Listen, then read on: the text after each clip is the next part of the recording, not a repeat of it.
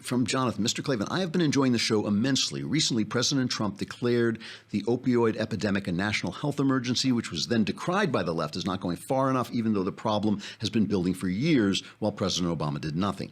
I am personally in recovery from opioid addiction, good for you, and have been drug and alcohol free since 1989. Go, pal. My question is, do you think that the plan for addressing the opioid crisis should include funding to faith-based treatment institutions as long as it didn't go solely to organizations with a specific religious affiliation? I'm very wary about funding for faith-based organizations from the government, because once you take the king's shilling, you tend to be dependent on the king. I know that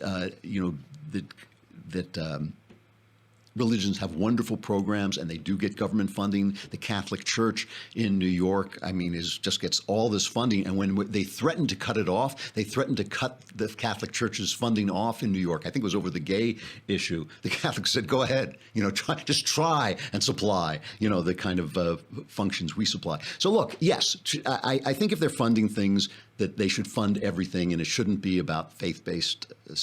It shouldn't be about whether they're faith-based or not. I think there is a danger, but it's a moral hazard that the church has to face, and I think that the government should not penalize a good program simply because it is based on faith.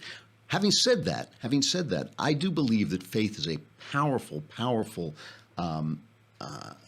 enemy of addiction, is a powerful solution to addiction, and I believe part of what you're seeing with this opioid addiction is despair.